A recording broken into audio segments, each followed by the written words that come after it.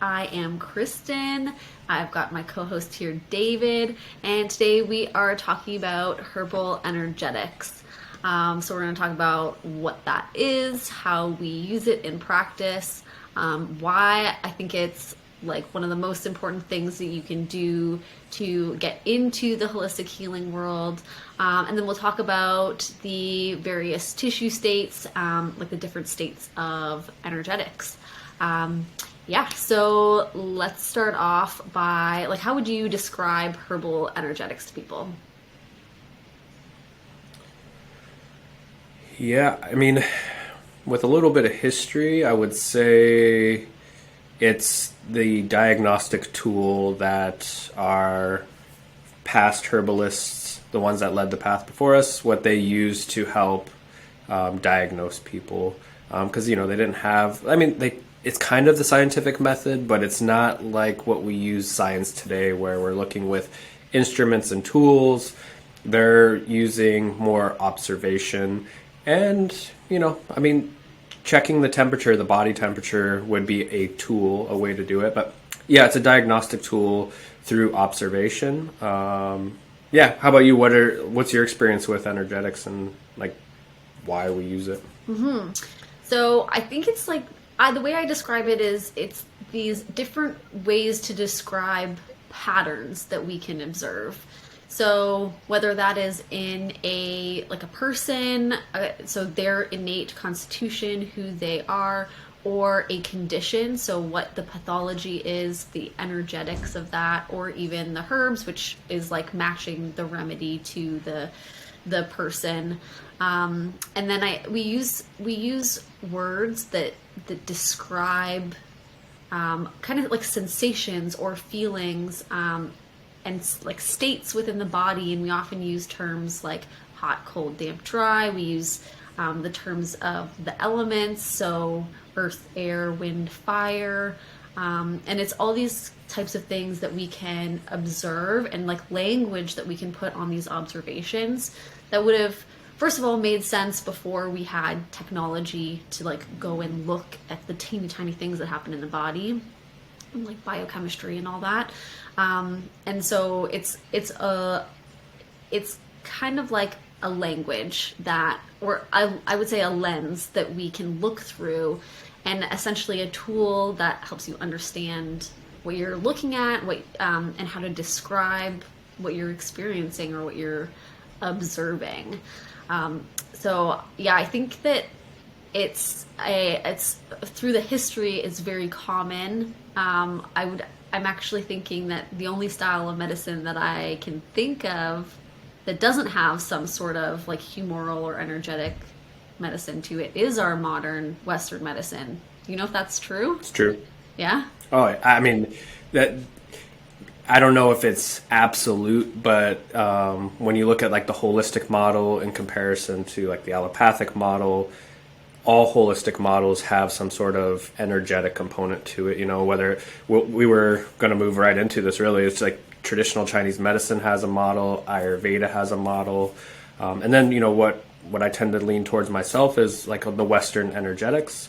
I actually didn't think about that until you just brought it up, that the allopathic traditional, I shouldn't be using the term traditional, the allopathic modern use of medicine is it doesn't even think that way. And Carrie Bone made a really good point, and I think we mentioned this on the previous podcast, but the fact that these medications that they use in the pharmaceutical industry, they're always cold. There's no heating or warming aspect to them. They're just cold. And in the energetic side of things, cold tends to lead towards death or the depressed tissue state. So we'll definitely get further into that. But yeah, very good point. That's about the energetics component. Mm-hmm. So it's definitely a big missing piece in like our Western medicine, our modern medicine today.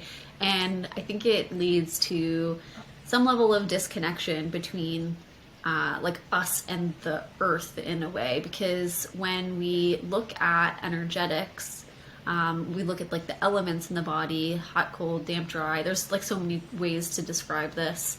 I mean, you brought up Chinese medicine. they use excess and deficiency and yin and yang, and they go into organ systems. And Ayurveda uses like they really rely on the elements and like the earth, air, wind, fire. They look at body types. So it's like we all have these different systems that really connect us with nature and the earth. And it's like kind of this reminder that we are of the earth. We are really animals, intelligent animals.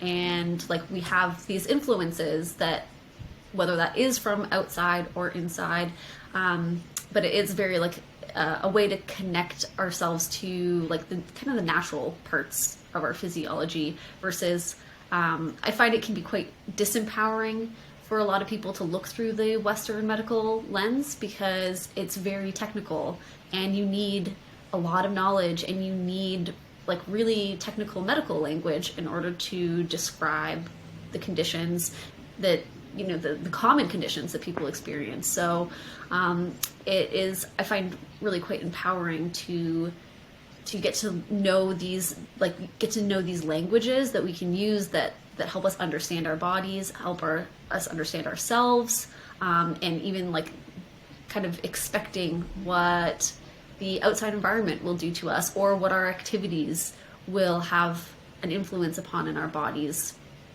Yeah, so I think that's like that's probably one of the reasons why I think it's so important for people to know, because it's a way to get into like becoming your own healer, like your own authority on your own body, being able to describe what is going on in you, and then knowing how to like look for tools that add balance to your life.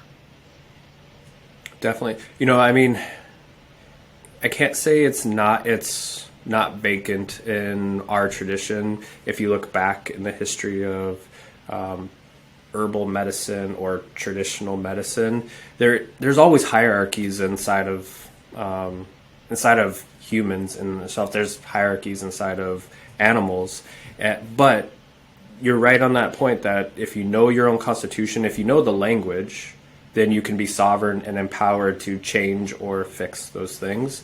And if you eliminate that aspect of like knowing your body or knowing your constitution, which we'll get into what is a constitution in a minute, but if you eliminate that altogether and just say that just doesn't exist, and then you have that practitioner out there that knows something like science that spent 8 years in college or 10 years or whatever they spent, you know, there's no way to move in their direction. You know, nowadays we have WebMD, and you can go in there and self-diagnose. But if you look in there, you know, like, oh, I have abdomen pain, and then you go to WebMD, it's like, well, this could be just constipation, or this could be death. We don't know, but they give you the full range, and it's not helpful. And you know, even though we're moving in the direction of more information, that's not really helpful. You went from like, is this deadly to is this benign? And you go to WebMD and it's like, yeah, it could be deadly or it could be benign. Where if you empower yourself with knowing the definitions of energetics, you can see the range of things, that abdominal pain in a specific region versus how it presents, versus like a sharp stabby pain, which is more hot, versus a dull achy pain, which is, and these things all have different meanings in the energetic pattern. So yeah, we'll definitely get into that component, but you're right about empowering and sovereignty and health in that. Mm-hmm. And like a new way of self-exploration, right? I think this is probably one of my first steps into the holistic healing world that made me go, oh, I can understand what's going on, and I can have language now that helps me understand me and what I need. And yeah, I think that was one of, I think, the first things that I was like, oh, I can have this self-reflection practice that actually really helps my health. So yeah, I think it's super, super important. So you mentioned, we've been using this word constitution a lot. So let's describe like what is a constitution. Why does that matter to people? Yeah, constitution would be your optimal functioning level. And again, this is a range, you know, it's not, there isn't like, well, I'm just hot and dry, so therefore I'm hot and dry. There's a range of hot and there's a range of dry. So your body will function optimally based off your constitution. I'll use myself, and then we can go into other examples. And I like to hear your definition of your constitution. But I tend to lean more towards hot and dry, and you can tie this into astrology and everything else. And then based off what I introduce into my body, so my diet or the drinks that I drink will influence how my body is. So if I'm hot and dry naturally, like that's kind of where I function optimally. And then I introduce something that's hot and dry. I'll use coffee as an example. It furthers that dryness and that heat. So my constitution is that, and it's important to know because it's where we feel the most comfortable. You know, quite often we hear in the clinic people saying that they go to the Western model, the allopathic model, and they say, doctor, I'm not feeling good. This is my symptoms. The doctor's like, okay, let's run some tests. And then the tests come back and the doctor's like, well, everything looks normal. And the person's like, but I don't feel well. And then they kind of like, they don't have any solutions because the tests aren't showing. This would be like that subclinical. We talked about this previously. You know, if you have a subclinical hypothyroid, so low thyroid function, on the paper, it's going to look normal. But in you and your body, you're not going to feel right. And so your constitution might already be at a slower depressed tissue state. However, you're moving further in that direction where you're like, okay, I'm out of that range. I don't feel comfortable anymore. And that's where we would apply specific herbs to the energetics. What about you? What's your constitution? How do you define it? So I think of a constitution as being like an innate way of being. So we were all born with some level of the elements within us. Like I think when you say you've got a hot, dry constitution, like you have fire and earth within you. That is kind of part of just who you are. And like I'm actually quite similar. Definitely got a lot of fire. Shows in the red hair. And I don't know. I mean, things can change over time, right? So, like, what were you innately like when you were born? Who are you? And that helps us to understand the tendencies that you go towards. So, like, you see it in Ayurveda a lot with like the body types. So they have Vata, Pitta, and Kapha, and this is like essentially they categorize people based on body types. And it's not just like, are you slim? Are you medium build? Are you heavy? That's a part of it, but it's also like the slim people tend to have a lot of air and ether. So it's like wind and like high energy, and like the energy tends to be like out of the body and up here. Whereas like the opposite end is Kapha. They've got like earth and water within them, and they're kind of like, they're sturdier people, and they are, you know, like they're built to do hard work. They have longer, they have more robust energy and tend to have like thicker hair and nails and all this stuff. So they're just like a more robust person. And that shows in the elements. And then they're also more tend towards weight gain, or they tend towards these like damp, stuck conditions that we'll talk about a little bit later, like this kind of like bogginess or heaviness. The hypothyroid is a really good example of like a kapha condition. So you have this innate constitution, but then we can have conditions that bring us away from our innateness, or kind of like amplify the stuff. So for example, like I didn't touch on pitta, that's me. I'm right in the middle, medium kind of build, fiery, sharp. That's that personality. And so if I do too many hot, tense activities, then I get like I might amplify that like hotness or that irritation, or a tendency to like big emotions, that kind of stuff. So we can kind of either push ourselves deeper down the path that we are already kind of going because that's our constitution, or we can like throw ourselves off what our normal body should be with like all these different things that we do in our lives and our modern lifestyles.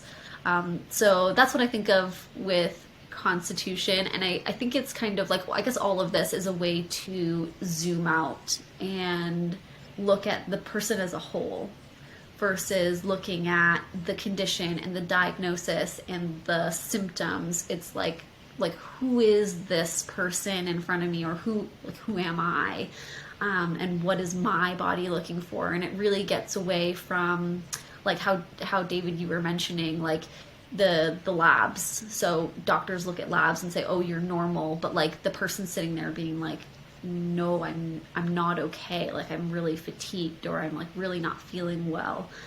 So this is kind of knowing the difference between what's normal, quote unquote normal, on a lab result versus like what's normal for you, like what feels good for you. Because I guess the name of the game really is like, it doesn't matter if your labs are normal. It's really if you feel good and you enjoy your life and you can do the activities that make you happy, and like you want to enjoy life and do things. And just on the lab note, I saw quite a funny meme the other day that was like, so it was a picture of somebody in a casket. So it was a picture at a funeral, which isn't funny, but like the whole context. Okay, we got to go into the context. So there was a person, open casket, lying in the casket, somebody standing over them, and it was like the person in the casket was labeled me, and the person standing over them was labeled the doctor. And the blurb coming out of like the doctor was, your labs are normal, and then the person's dead in the casket. So it's just kind of like a reflection of like, your labs can be normal and you can really not enjoy your life. So when we use these other kind of lenses, we can look into like what is maybe going on in the body without having a specific diagnosis, or without having like a quote unquote pathology, like while you have normal labs. Kind of all these things brought in together, and ways to look at the body that help us like step back and understand a little bit better. Definitely. I mean, the lens is a great way to describe how energetics works.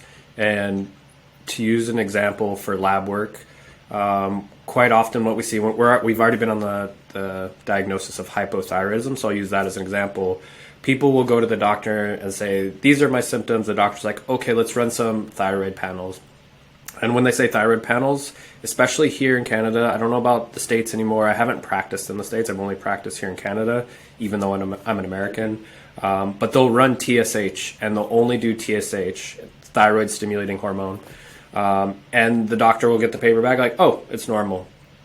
But there's a whole array of hormones that can be off, and TSH can be normal, and these T3, T4, reverse T3 can be off, but the doctor's only testing that one constituent. So they've narrowed in the lens to look at one specific hormone and making a whole complete assessment of the person based off this one hormone, where energetics is that step back. Like we'll look at, okay, how is your body temperature? Are you hot? Are you cold? In your hypothyroidism, you tend to be cold. How's your digestion? Are you constipated, or are you having diarrhea? In hypothyroidism, you might lean towards constipation because you're in that depressed tissue state. So we take the lens back, we look at the whole body system, and that's how we can gauge. Like, we won't say like, yep, all of these things, check, you're hypothyroid. We might say it would be good to go talk to your doctor to get some lab work done to see if you have hypothyroidism. However, we have herbs that can address all of these layers. And, ashwagandha, for example, is an adaptogen that boosts the immune system. It's great for the adrenal glands. However, it stimulates thyroid function, increases metabolism. So we don't necessarily have to give something so specific to like synthroid to stimulate the thyroid. We just give an herb like ashwagandha that's going to support the overall body, and then it's going to increase metabolism at the same time. Mm-hmm. Definitely. So let's get into, I guess, the basics of energetics, and like maybe let's name some of the tissue states and then give some examples.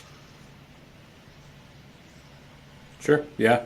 You've already kind of touched on like hot, cold, damp, dry, but yeah, the tissue states would be great to move in, and just this would be the Western the Western terms we use. Maybe before we even go into that, how do you practice, Kristin? Like, what's your, like, when you do your assessment of people, like, how do you apply energetics when you're working with somebody? Okay, good point. Yeah, so I tend to bounce between lens to lens. So I kind of like to look at things from, I guess I like to have as much knowledge as I can about these different ways of looking at the body, and then I like to kind of fit whatever lens makes the most sense to me at that time. So like whatever language comes up that seems to fit what I'm seeing, and then I can kind of work backwards from that. So I consider like our Western herbal energetics. I think I use hot, cold, damp, dry the most, just because they're, I mean, so literal in the way that they show up. Like I think some of the other language, when you think about Chinese medicine or you think about Ayurveda, it can be a little bit more abstract, which is helpful at times, right? Like when you're looking at conditions that are a little bit more abstract, it's really helpful to have these other lenses. So I think I always consider the allopathic model. Like I always consider the diagnosis, the symptoms, and whatever, because it's a lens that is totally helpful.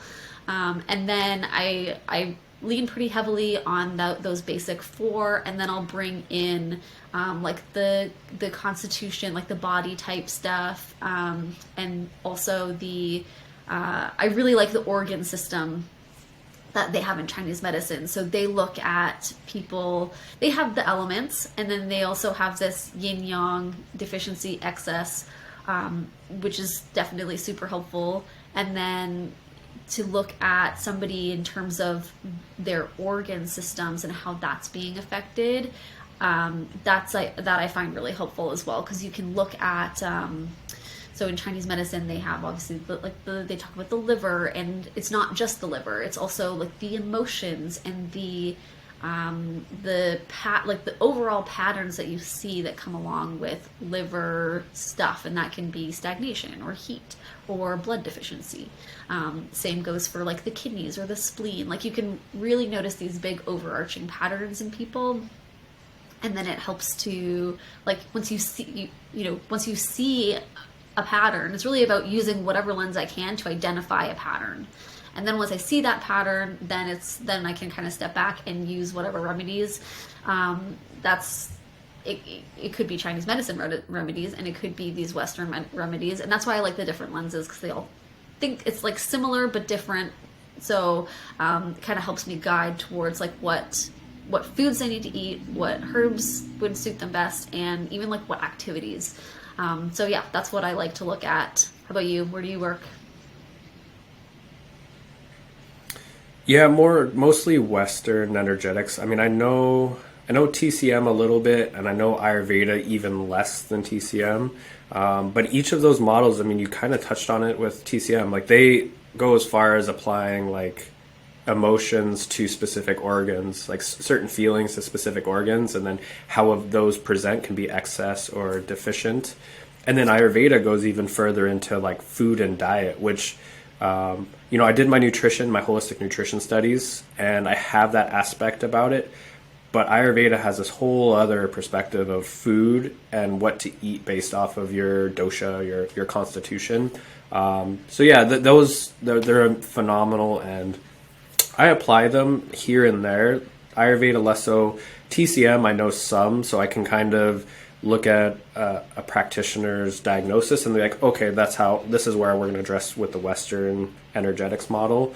But totally just like Western energetics is where I feel the most comfortable applying my knowledge. Mm-hmm. Mm-hmm. And you mentioned something just now with like the food and the activities, and I think that's I think the interesting thing to remember with all these systems is like where they're originating from. So if you think about Ayurveda, it's an Indian practice. So like these people were in the environment that is provided by India. So it's kind of like a hotter more humid type climate.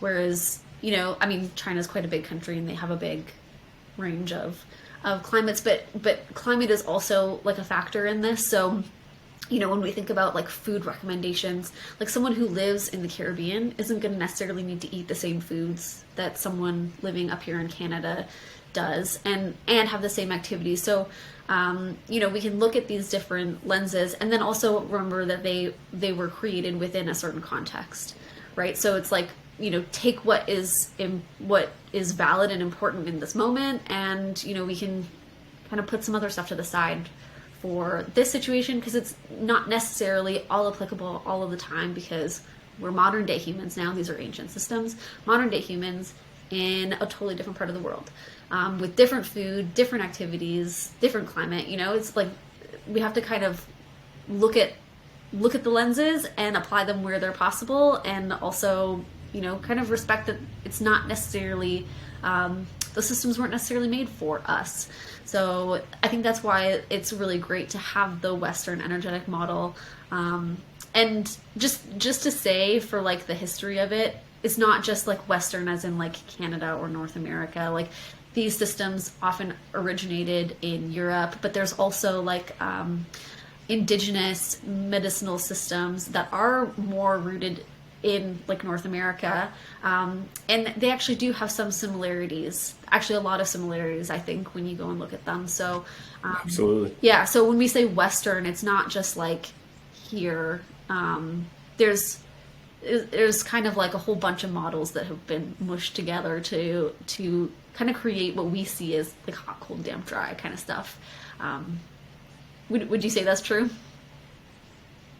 Definitely. I mean, when we say Western, it goes all the way back to the Greek eclectics. I mean, this goes back thousands of years, and most people in the West don't know this because our education system, our medicinal system, it's kind of washed that away. It's kind of said like before pharmaceuticals and modern medicine, there wasn't anything. But you go back to 1910, late 1800s, early 1900s. And all they're using is herbal medicine. They don't have antibiotics and pharmaceuticals. Actually, that's not the truth. They were using things like mercury, for example, to influence change in the body, which, they're kind of still using today, different contexts. But so, yeah, this goes back a long time. And so we have this connection to the Greek model, which ties into North America. And I mean, this would be a totally separate podcast, but I wanted to point out kind of something similar. You mentioned like climate and how these energetic models are for that region, for those people that live in that region. But there's also some studies psychologically that Eastern and Western perspectives work specifically with the people in the Eastern and the West. That's why these models, there's almost like this duality between the two, where these Eastern models are fairly similar in their approach and their techniques, and then the Western, which would include North America and Europe, that would be the West, and they're similar. And that's why there's so much like crossover between First Nations and European connections. And then obviously there's that meshing that took place a couple hundred years ago. But yeah, it's so interesting. I mean, I love it. It's such another aspect that we get to add to our practice, other than the other aspect that I love, which is the science and like saying, hey, look, this isn't just like some woo-woo herb that we're throwing at you. Like, look at this study. Mm-hmm. And then we get to apply the energetics to that too. Definitely. I think it's so important to have both, because like what I see in the functional medicine or naturopathic world is a lot of this using the herbs that have now been proven in studies, which is amazing. Like, it's so great that we're getting actual real data about certain plants, but it's also quite focused on, I would say, like such a small amount. Like, I feel like they really just like, it's like the tip of the iceberg kind of thing when we're looking at definitely like actual clinical studies and plants, and like clinical studies aren't necessarily perfect. There's definitely a lot of in vitro studies, so studies that take place essentially in a test tube or a petri dish, that we can't say are actually applicable to the human body because it's on cell lines versus human bodies, right? Like we are complex living beings. So I think it's really quite missing from the naturopathic world and the functional medicine world. Like obviously that they're somewhat connected to this, but when we only look at the clinical aspect, it's really like the energetics are really missing, because it allows us to see the bigger picture, right? I mean, it's kind of the words I keep using. We get to see the bigger picture, and we get to see the actual influence, and it's really about the what we are observing versus like what we can measure, Definitely. I mean, it's like once you take it and you isolate it as just like, this is what this study shows this does. You mentioned this in, I think, our first podcast, which is like, it's very easy to just take an herbal remedy and apply it allopathically, like antimicrobials. You can give it to somebody and you can just start wiping out microbes in their gut, but that's not necessarily the holistic model just because you're using a herb. But what it really does, the energetics brings life back to medicine, right? Like it's not just like, I have this sickness, I take this pill. It's like this living being, this vibration that's coming out, the energetics, the constitution of this person. Not to mention the perspective of the practitioner working with this person. Like there's a mirroring taking place there, but you bring life back to medicine, and that's what's been lacking. And that just bring it right back to the beginning of the podcast. That's what Carrie Bone made that point on all pharmaceuticals. They're cold. They're just these pills, or they could be injections or whatever, but they're just cold. If you're already in a cold, depressed tissue state, and you just take a medicine that's cold, that's going to influence it, but it's not necessarily going to make it better constitutionally. Like it's not bringing back that life, that vitality, that heat, which would be, we'll move into that piece here. Mm-hmm. But so I think before we get into like the actual tissue states, I want to hear you chat a little bit about how how our herbs can influence the different bodies that we have. So you can tell us what those are and how we affect those. Yeah, I mean, so we have the 4 bodies. Again, this is like more a holistic approach. And, in our Western scientific model, we tend to isolate them into separate things, but we all are all 4 at once. And I think this, this is one of those thresholds that crosses the European Greek tradition with the First Nations tradition. Like the First Nations hold this same element, which is we have our 4 bodies. We have our physical body, which, the allopathic model is great at influencing, especially if there's like an antibiotic needed. So you have your physical body, you have your spiritual body, you have your emotional body, and then you have your mental body.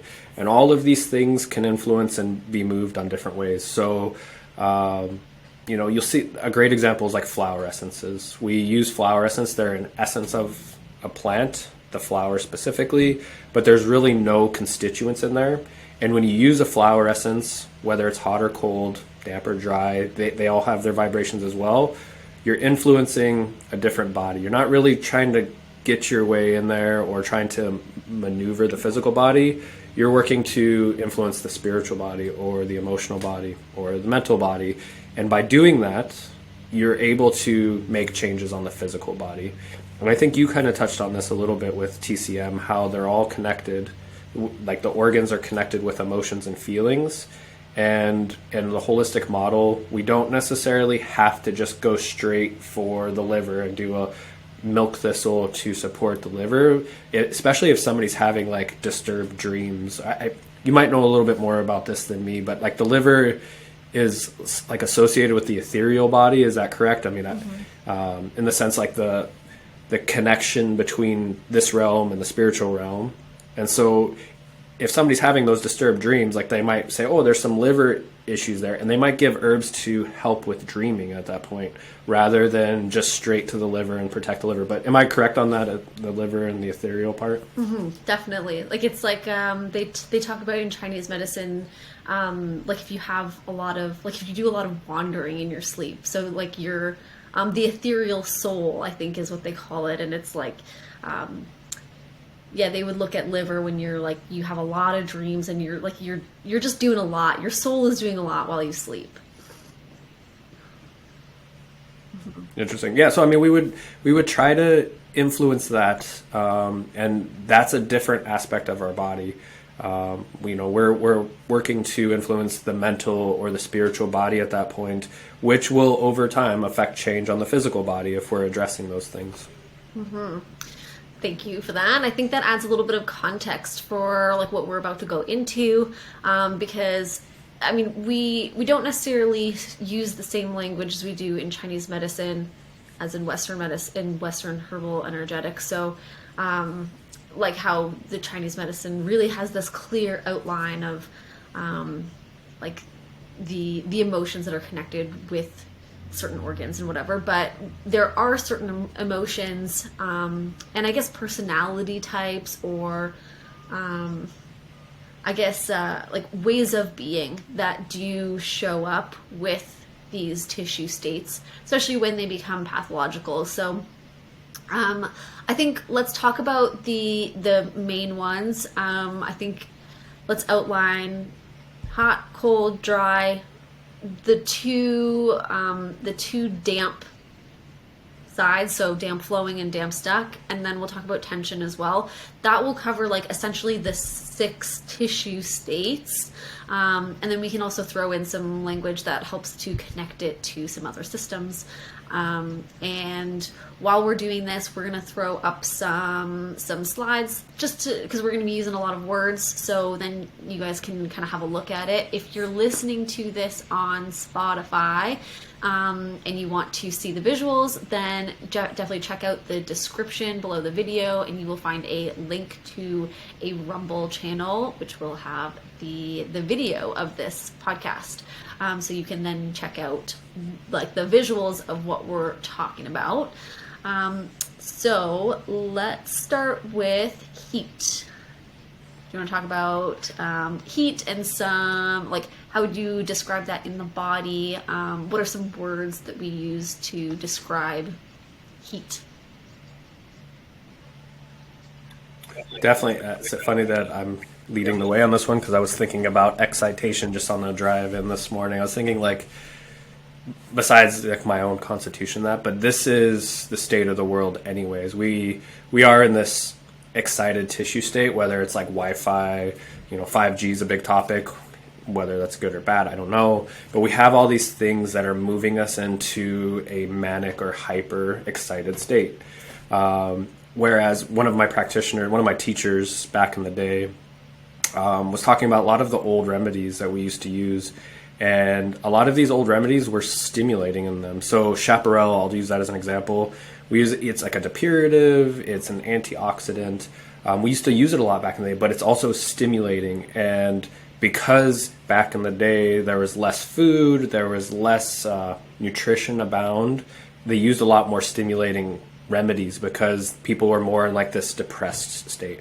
Now, the modern age, we're more in this excited tissue state. So excited would be like red, swollen, tender, fullness, pulsing. Also, like I mentioned earlier, like sharp, stabby. So if somebody has joint pains, we'll use like an osteoarthritis. If they're in the phase of where like their knees hurt, but there's heat there's warmth, that's a good sign actually. It's obviously they're in pain and discomfort, but when there's that heat, that means there's still some like there's life there, there's vitality there, and there's an opportunity to affect change and potentially stop the progression of osteoarthritis, or to maybe even revert it a little bit. You can potentially do that depending on the stage. We would say stage 1 and 2, you have an opportunity to at least stop it or even reverse it. When you move into stage 3 and 4, you're moving that condition is now moving to a cold condition. The person won't describe the joint as like hot. They'll describe it as like cold and stiff, and it doesn't want to move. And at that point, you're moving into a place where you're not going to really revert it. You may stop it, but they're kind of moving in the direction that it's not going to be changed anymore. So that's kind of how I would describe the tissue component. temperament is like that anxiety or that manic component, hyperactive, angry, easily angry. Liver fire is something that you can talk about, which is like somebody drops a pin in a room and somebody gets pissed off about it. That's liver heat. Yeah, so that would be the hot constitution, and there's the degrees I think you touched on, Kristen, which is like I am a hot constitution. I tend to always be hot. I prefer colder climates, but if I keep influencing things, whether it's like putting myself in situations where I get angry more or drinking too much coffee, it will influence everything and move me to a hotter condition. Totally. So, what are some remedies for heat? so I guess let's look at like I just want to highlight some types of conditions that people might have or might be familiar with that is like really clear expressions of heat. Because like you can be this, like David mentioned, like you can be this hot kind of person that has a tendency towards like big emotions, anger, anxiety, nervousness, agitation. Like you can be that kind of person, but you can also have hot conditions, and it's really like like a big expression of heat. So we see that, like I would say the most basic, like obvious, you can see that when someone has a fever, right? So the body is actively doing something to like amount a fever to manage whatever infection is going on. So obviously that is an expression of heat. It doesn't necessarily mean that we want to stop it, right? Like just because we have this condition doesn't mean we want to necessarily stop it. But that is a clear expression of heat. Something like you get an injury, right? You get like an ankle injury, you roll your ankle. You're going to get inflammation and swelling, and it'll probably feel hot. So these are like beneficial expressions, necessary expressions of heat. Some other stuff that you might see that becomes a little bit more pathological is things like cold sores. So this big, like if you've ever had one, they're hot, right? They're itchy and agitated, irritated. They are swollen and they're hot. Often like headaches, pulsing headaches, quite connected to that liver heat that David mentioned. Hypertension tends to be a pathological chronic heat. Hyperthyroid, same thing. So these are like overactive type conditions. So the remedies are interesting because we don't necessarily always want to halt the expression of heat. Sometimes it's beneficial, like the roll your ankle thing or the fever. So we don't necessarily want to stop these processes in the body because this is actually how the body does heal. The problem is when it becomes chronic and you are, let's say you have that hot constitution, you live in this very like young, go world where we like we're literally criticized when we rest kind of thing.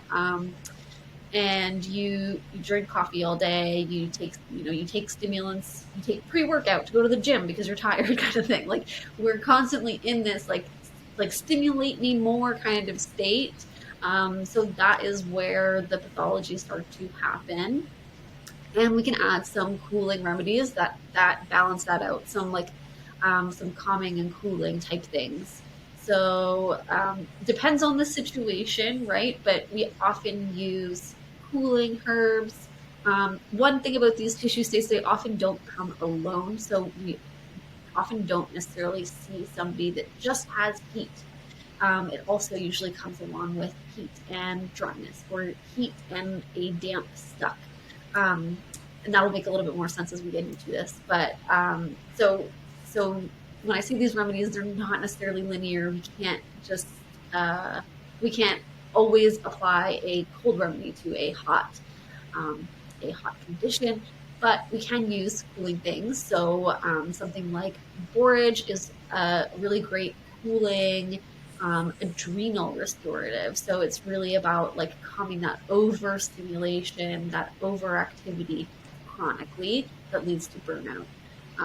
Something like marshmallow root or marshmallow root or leaf would add that cooling and moistening to a hot, dry asthma, for example. Um, yeah, so we can use cooling bitters is a great one for, since you told me so much about the liver heat. So bitters have this cool downward energetic to them. So, and of course they actually have a physical action on the liver. So kind of clearing stagnation out of the liver.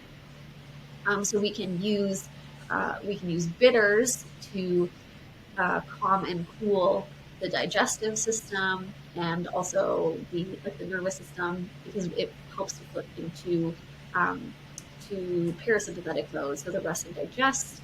And then like stuff like skullcap is really amazing for that too, because it's a bitter, it's got that cooling quality, it relaxes the nervous system, so it really can take that hyperactive overactivity down into a more comfortable place and kind of balance this like um, pathological chronic heat.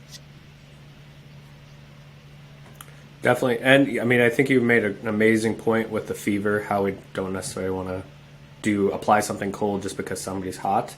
And then it's the same with liver heat. Like when there's that excess liver heat, we don't necessarily want to just throw the coldest thing at it to put it out, because our digestion is hot. We want that digestive fire. So we want to cool it down, of course, but we as herbalists don't just go straight for the coldest thing, because you'll just move that person far in the other direction, and now their digestion's off because you just depress that cold and turn it into a depressed tissue state at that point. Definitely. This is like all about balance, right? It's not about throwing the body into a different state.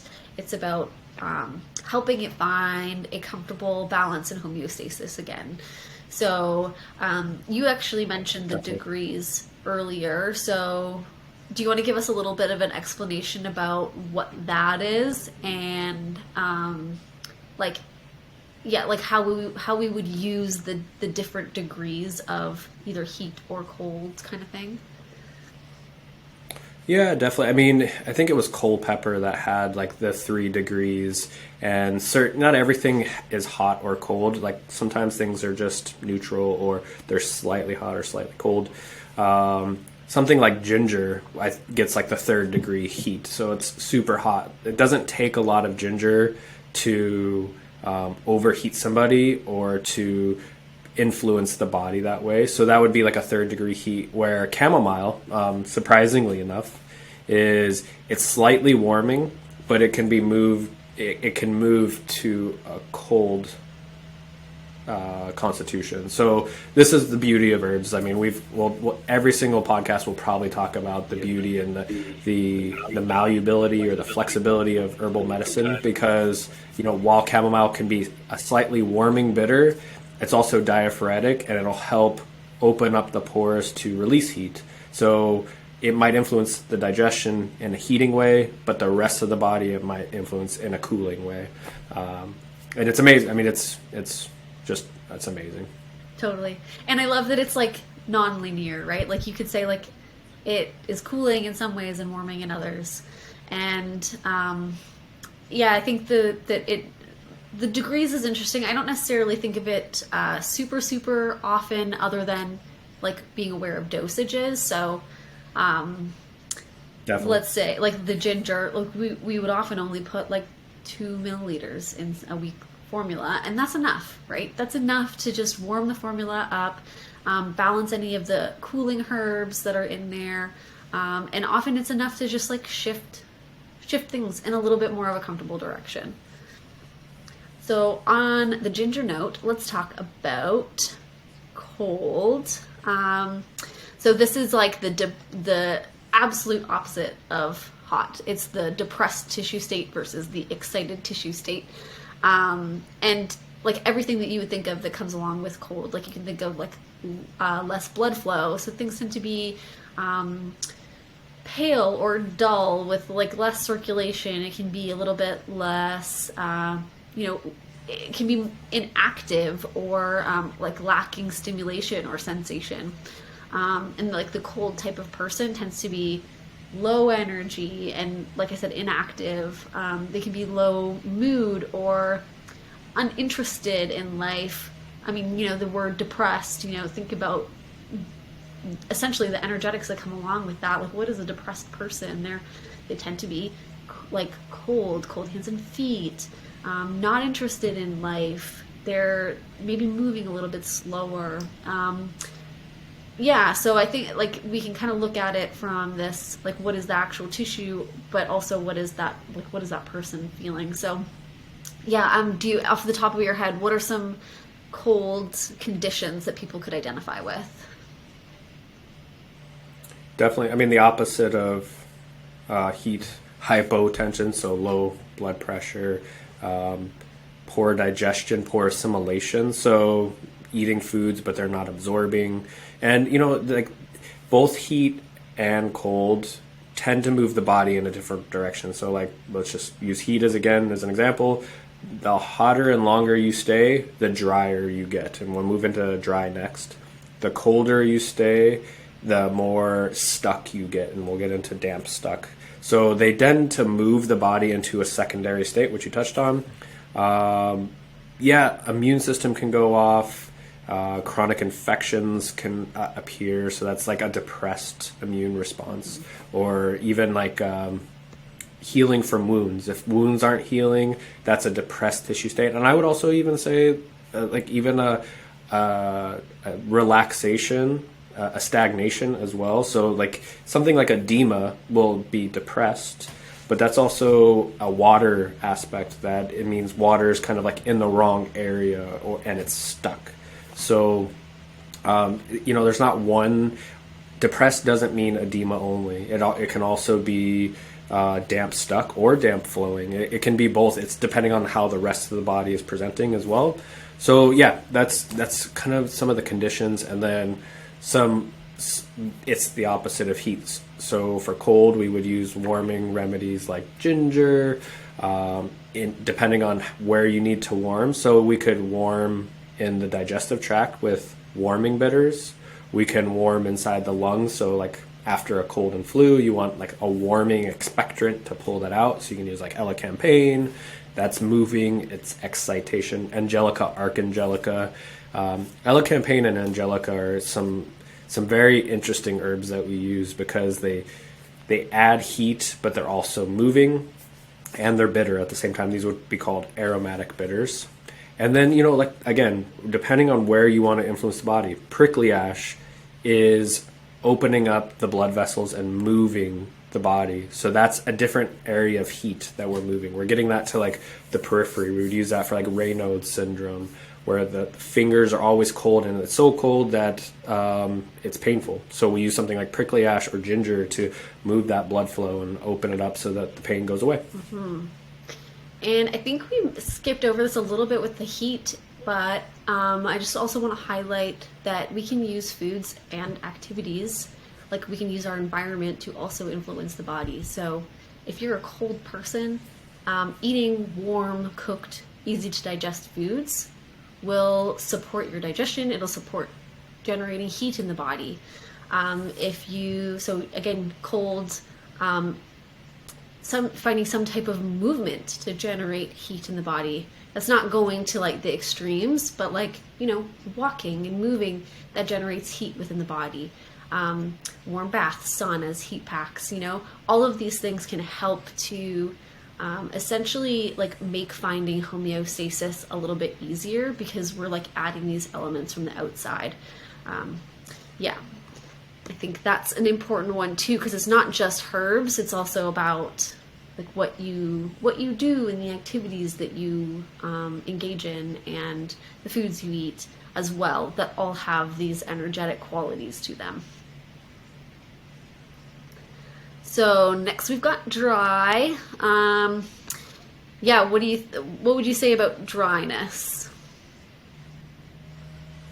This one is one of the more external, easier ones to diagnose. So you tend to look at like nails and hair and skin, and that kind of tells you like, is this person dry? Because as the way it's presenting on our tissues out externally, it's more than likely presenting internally in a dry state. So this is atrophy.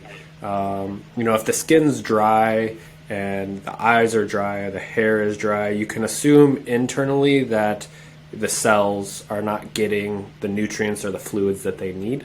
So that would be atrophic. It's you're moving in the direction of like depleted and lack of vitality. Yeah, so thin is a great example of dry, weak, brittle, rough. Temperaments like low energy, wired and tired, depleted. And yeah, and I mentioned some of the conditions. So you're talking about like dry skin and nails. This would tie into the digestive tract. Constipation is a great example. Again, it's not one or all. We just talked about cold, and you can have a cold constipation, you can have a stuck constipation, you can have a dry constipation.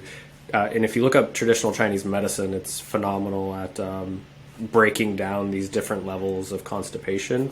So if you had a dry constipation, you want to add some moisture, add some fluid to get movement, where if you have a damp, stuck type constipation, fluid's not necessarily going to make it better.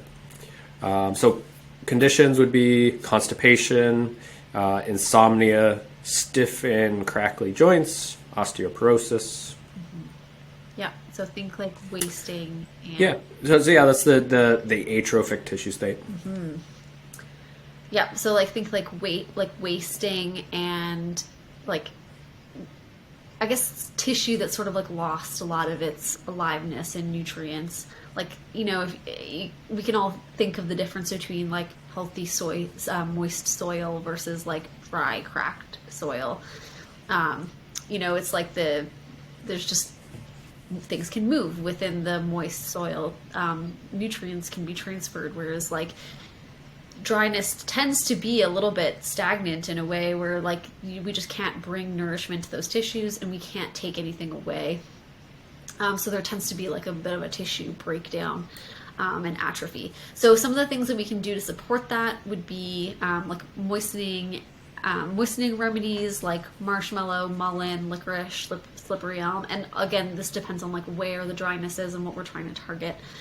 We can add nutrients to the body because that often will help to increase the fluids in the body. This is commonly seen in Chinese medicine, usually called like a blood deficiency. So blood deficiency often translates to dryness and atrophy because blood is the nutritive part of our bodies. It is fluid, obviously, but it also brings nutrition to the tissues. It brings aliveness to the tissues. So making sure that we're getting a lot of nutrition in the gut and like then, absorbing that as well, that essentially builds the blood and helps to build the fluids of the body. So there are Chinese medicine herbs that do that. We would use something like Romagna is blood building, or I think astragalus is blood building. Something like there's a plant called faux tea root, very blood building. We would use stuff like milky oats or horsetail. These are really mineral rich herbs that just add a lot of nutrition to the body. And then we can also use like warming bitters that help to rev up digestion. And that essentially is like this kind of like getting more nutrition in the body because we are, we're creating a scenario in which we can actually use the foods that we're eating and then build the blood that way. So anything else you want to add to dryness, or let's move on to damp, and then we'll look at like damp stuck versus damp flowing. Yeah, I think you touched on it. Damp stuck and damp flowing is good to move. Okay. Okay, so what would you say, like, what's the difference between damp stuck and damp flowing? Obviously dampness, we can already imagine like just a boggy kind of tissue, lots of moisture. So let's describe difference between stuck and flowing. I mean, the way I do it in my head, I think it was one of my teachers that taught energetics, actually. It's almost the exact same thing. It's just where the dampness is presenting. So damp stuck is kind of like within the tissues. It's inside of where the fluids are supposed to be, whether it's the blood or the vascular system, whether it's in the digestive tract, whether it's in like the cavity of the body. So we have like the cavity in our abdomen, This would be like damp stuck. It's in those places. It's not moving. It's stuck. It's stagnant. Opens the door to pathology. And then damp flowing is kind of like the opposite. It's like those fluids are still stuck. They're just not in where they're supposed to be. So something like if we use the cavity of the abdomen, this would be like a hernia, for example. Like it's moved outside of the tissue that it's supposed to be in. Or, like I mentioned edema earlier, edema can be seen as damp stuck or damp flowing. So that's water that's going outside of the blood vessels and into other areas of the body, other tissue states. So same thing, just where it's presenting. Mm-hmm.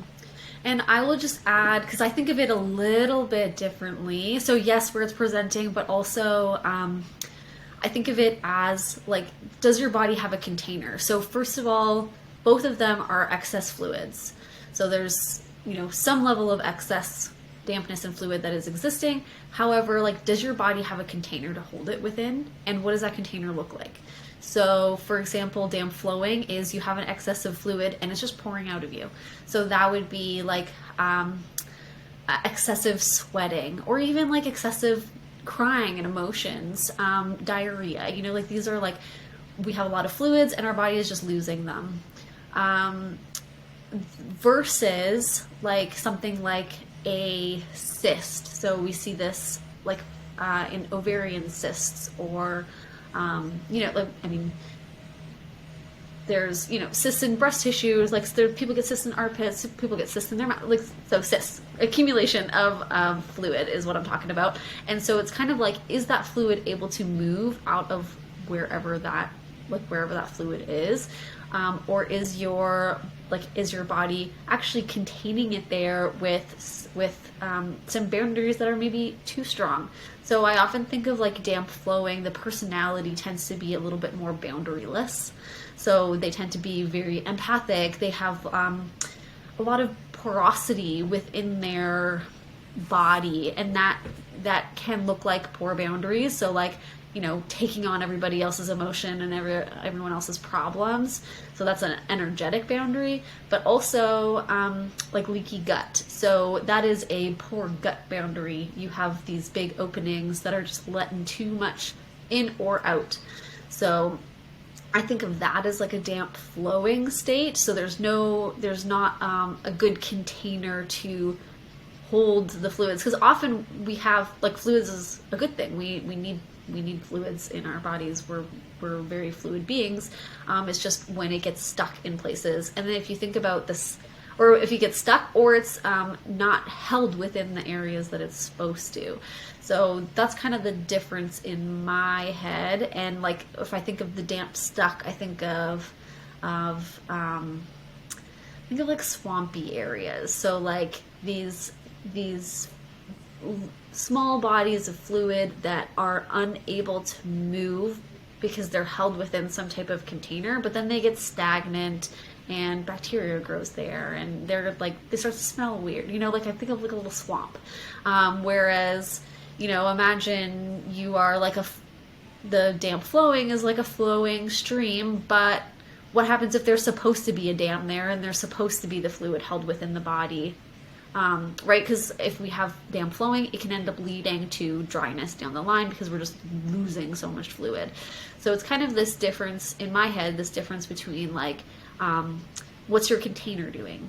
Of like, are you able to hold the fluids in the areas they're supposed to be, or are you releasing all those fluids? Or are you building fluids and holding them in a place that they're not supposed to be and unable to remove that waste? Definitely. And I would say let's look at like super quickly. What are some ways to look at? Let's focus on damp stuck. So, what are some ways to remedy these like stuckness in the body? And that could be like, so I'll just go back to the condition. So cystic acne is a very common damp stuck condition. Fibroids, polyps. Anything that like ends up having like stuckness. So that can be like rheumatism, where there's a lot of like stuck wastes within the joints. So what are your favorite remedies for stuckness in the body? Yeah, I mean, so depuratives, when you talk about like that stuckness inside of the joint, I think echinacea just gets so pigeonholed as just an immune herb, but its power as like a depurative lymphatic to move. I use it so abundantly that I kind of laugh at myself because everybody's like, oh, like we can use other herbs like cleavers, calendula, burdock, sarsaparilla root. These are all amazing depurative moving herbs, whether it's the lymph or the blood. But I love echinacea for this. That's my main one. And then I mean, as we know, we don't tend to work with just one herb. So, I accent echinacea with if I'm trying to move more blood, then I use another depurative herb alongside echinacea. If I'm trying to move more lymph, I use another lymphatic. So quite often when somebody's sick, whether it's like a cold or flu or like a microbial thing, we're using echinacea to boost the immune system, but then we're using like a lymphatic alongside echinacea to move. So yeah, moving herbs that move these things that are stuck. Definitely. And it can be like all sorts of things, right? So like you say, lymphatics, alternatives that really draw waste out. It can be circulatory stimulants, stuff that just moves the blood around. And there's tons of remedies that help us move stuff out of the body, right? Laxatives. We have emmenagogues, which help to stimulate menstrual flow. Diaphoretics stimulate sweating. There's so many. There's actually tons of herbs that help to stimulate the secretions of the body. So there's all these categories that we can reach into, but all of them will essentially help to move things out. So let's do a quick one on damp flowing. So quickly, some conditions that are damp flowing would be like varicose veins. This is this thick boggy tissue, hemorrhoids, excessive sweating. Could be I mentioned leaky gut, diarrhea. Think thin, drippy mucus and like open porous tissues. So what are some of your go-to damp flowing remedies? Yeah, I mean, it's depending on the tissue. I mean, overall, that we use the word tonic quite often inside of herbal medicine. Like, tonic can mean something that's for overall health. But in this case, tonic would be like something to tonify the tissues, something to reestablish that integrity. So, you mentioned varicose veins. We would use something like horse chestnut or bilberry to strengthen the vasculature so that these varicose veins don't happen. And, those two herbs actually apply to hemorrhoids as well, as hemorrhoids is kind of a similar condition. So, yeah, tonic herbs. Leaky gut, you would use something like plantain, which is a mucus membrane tonic. It tonifies the mucous membranes. And that could be, sinusitis. That could be... you would use mucous membranes in that aspect, mucous membrane tonics in that aspect as well. Perfect. Yes. I think that covers that. So let's do, I think, our final one, which is tension. Do you want to go ahead and describe that one for us? Definitely. One I know all too well from working with myself. We are our own best guinea pigs, I guess, because it's like, oh, let's dabble a little bit in this one, let's dabble in this one. Oh, that doesn't work, we can feel that. I have stories on that I'll share throughout the podcast. But yeah, so constriction, so that's like, that also is hypertension, right? Like, that's hypertension, high blood pressure, the same thing. It isn't necessarily just heat that leads to hypertension. Constriction of the vascular system is an example. Colic would be an example of constriction. Your colon is kind of constricting on itself on something that's not there. So tight, tense, rigid, spasm. Spasm is colic.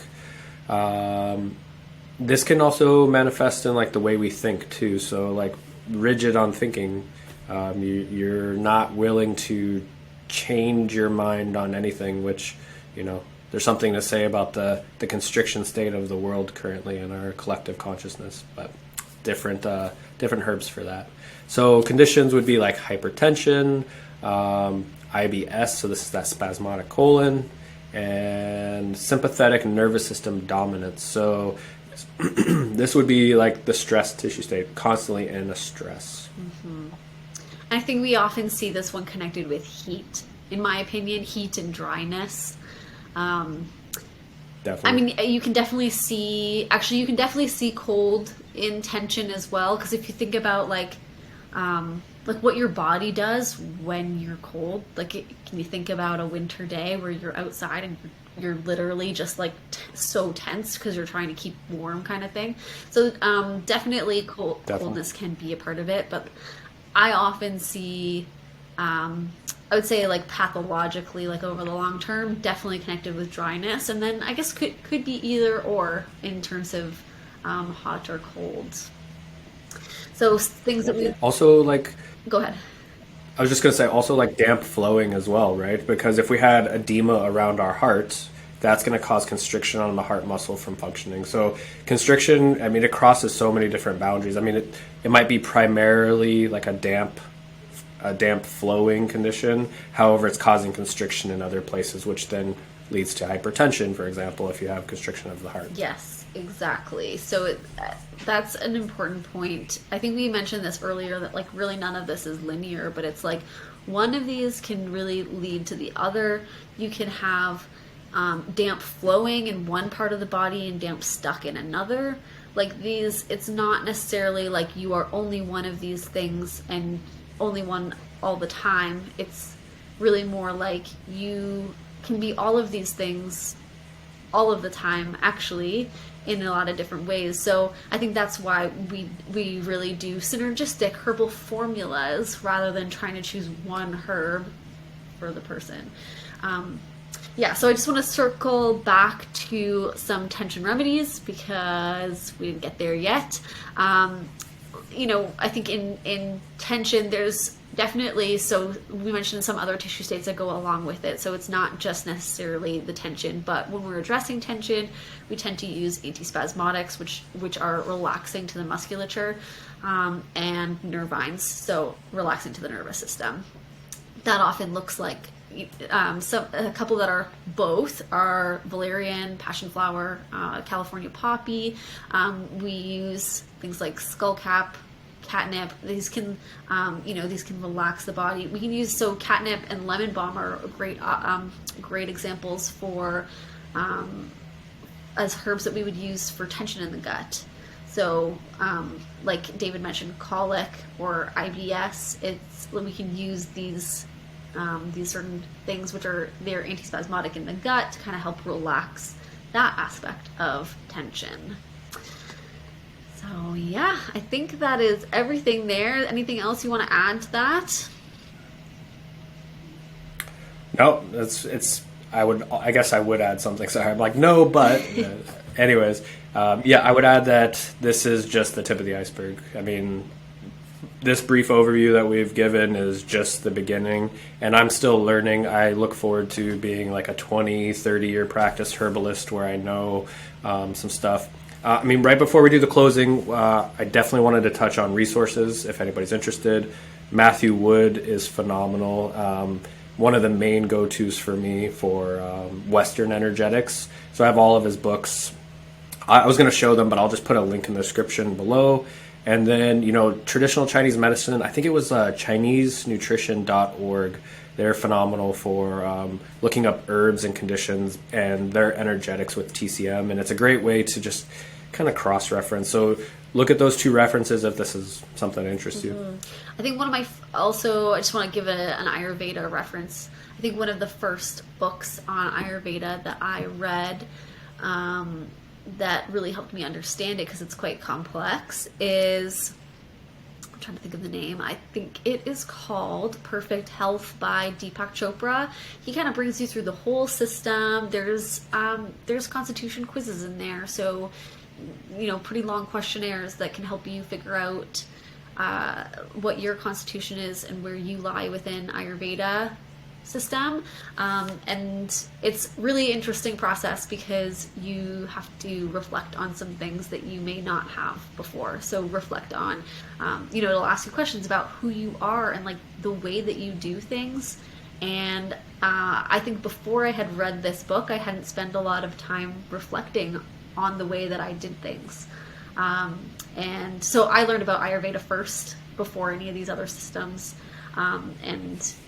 So any of them really, like you can learn and then do this self-reflective practice. But I did find these quizzes to be really helpful because they're essentially asking you questions about you and how you do things and the type of person that you are. And before I read these, I hadn't really put too much thought about who I am and the way that I do things.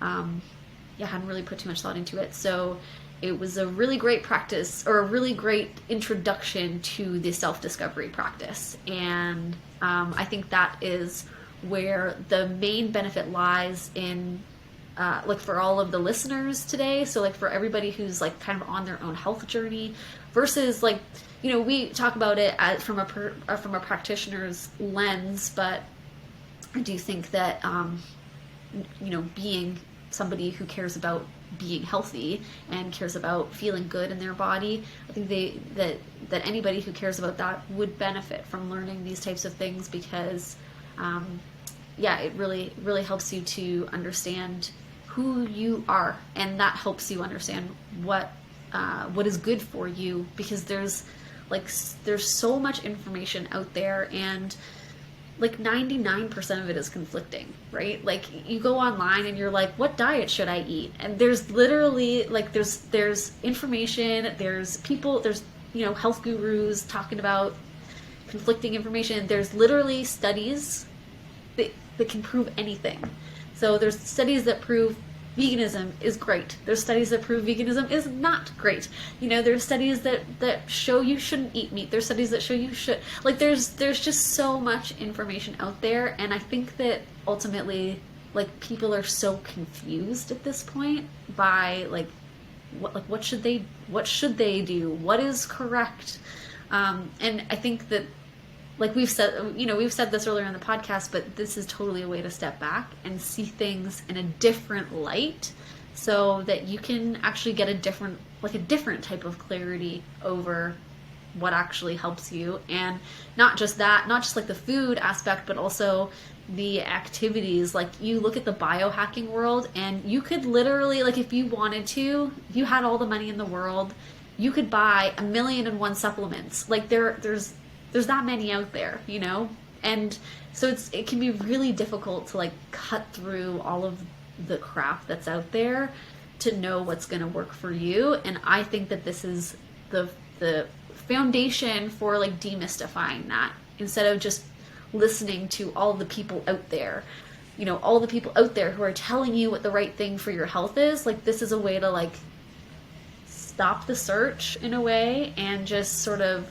look in the mirror. Who are you and what do you need?